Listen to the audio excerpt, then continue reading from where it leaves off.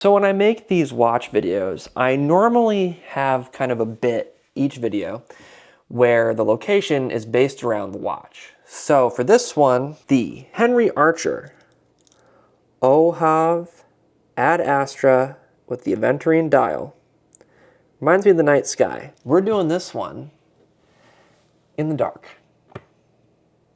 Oh yeah. Nothing has to make sense for this video. Let's talk about this watch, shall we? Well, let me get my notes out.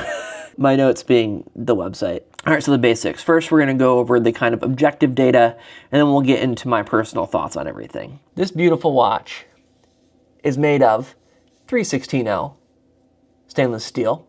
It has a 40 millimeter diameter to the case, a 20 millimeter lug width, which makes it very compatible with a lot of bands, and a 47 millimeter lug to lug, so a little long. Some ladies might not be able to wear this watch. It is pretty thin. The case shape makes it look a little thicker than it actually is at 11.45 millimeters. By default, it comes on this 3-link style. It's the fake 3-link style strap with a nice clasp here, all milled, with your on-the-fly adjustment, which then clicks back in, and then quick release pins on each side, and obviously solid end links fit to the case. I opted for separately the beads of rice bracelet. I'll have the links to both the watch and the bracelet in the description, but it's got the same setup with the quick release straps and the on-the-fly adjustment on the clasp. Very, very solidly built. Let's change spots. So stupid. So for this watch, the movement is the Miyota 9015, which gives you, of course, a smooth sweeping seconds hand, as you can see, and a date window at 6 o'clock. It also features the dark blue aventurine dial. Now, from the pictures on the website, it does look black. I need you to know it is very blue. Well, a very dark blue, but it is blue nonetheless. And it is incredibly difficult to film. I'll try to get as many shots in on the B-roll as I can. Both on the back of the watch with that beautiful custom gold rotor and the front of the watch here, they have sapphire glass with 6 layers of anti-reflective coating, and it's actually very, very nice anti-reflective coating. Like, that's just staring straight at a bright white iPad, and it looks good. Let's go ahead and get nice and close. That Miyota 9015 does bring 42 hours of power reserve, which is fairly standard in this price bracket and with a lot of Miyota movements. But this watch does also offer, which is very great, 200 meters of water resistance or 20 ATM. So you can actually dive with this, which is pretty rad. I've got this set up with 2 lights now. And as I move it back and forth, you can kind of get a better feel for how that aventurine dial sparkles. That's some of the clearest footage I've been able to get this whole time since having it. It's very pretty in person. Because of that nice water resistance rating, by the way, we do also have a screw down crown, and it was pretty cool about that. It's color matched to the dial. Isn't that nice? The screw down crown ring is both color matched to the indices around the dial and the numbers on the date wheel, which is very cool. It makes for a very pretty watch. And when we're talking about the dial, that is grade X1 Swiss Superluminova, which means this glows really well in the dark and for an extremely long time. Of course, this is an automatic watch, so you can both hand wind it or just it uses your motion with that rotor in the back, which it can really get going there, and that'll keep the power up. My general thoughts on this watch are that I love it. So for $717 directly from Henry Archer from Denmark, that's import duties included, plus I think it was like 129 bucks for the band.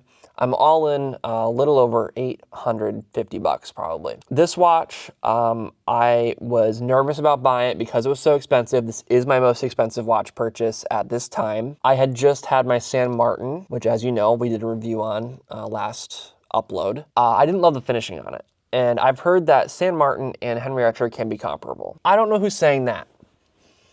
I don't know why they're saying that, because they're liars. This is so much nicer.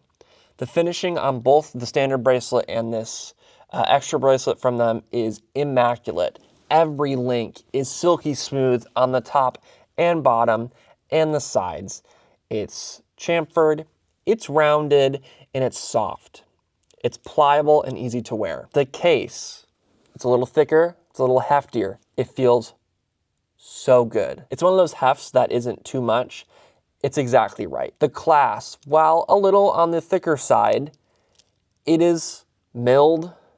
It has their logo engraved on it. It has that fantastic, super smooth on-the-fly adjustment, and I've had no issues with it. And now this dial, well, it did look black on the website, and it's gonna look black even in a lot of my footage.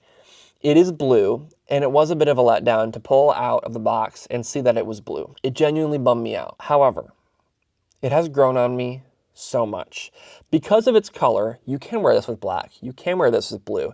It works both ways, and it shines in the sunlight in a way that is just so incredibly hard to capture on camera. So difficult to capture, but gorgeous in person. I love their logo at the top there.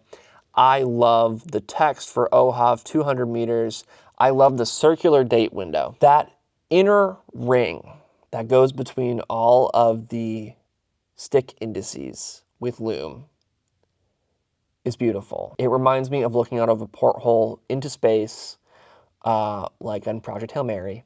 That's immediately what I think of. Or a halo ring. And I love halo. So my conclusion of the Ohav and kind of Henry Archer as a whole. I might genuinely be at the point where if you go on Henry Archer's website and you see something you like, maybe you should just get it. This watch, while I was a little disappointed at first, has grown on me. I love it. I think I overhyped this watch in my head. And now, after using it for the past few weeks, I have no issues with it. I think my expectations were just a little skewed because of me expecting a different colored dial. The truth is, it runs great. It runs well within spec of the 9015 movement. It is built extraordinarily well. From the clasp, to the case, to the dial. I only have compliments for it. Changing links is easy. Wearing it is comfortable. It is a premium price, but a premium product. Not to mention, by the way, it feels great on a stainless steel bracelet or on, I was using it on nylon straps, both black and dark blue.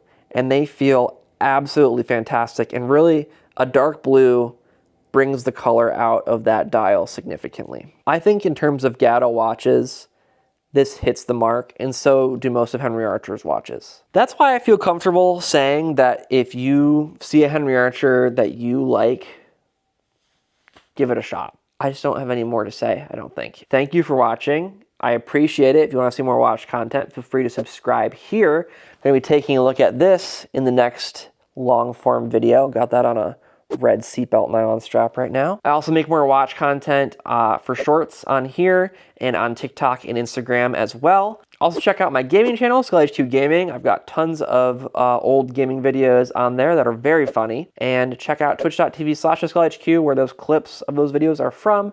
I've got some content coming up on there.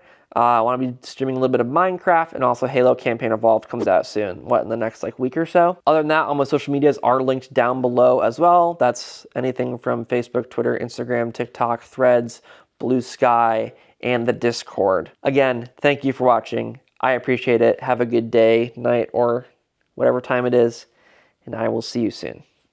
Take care.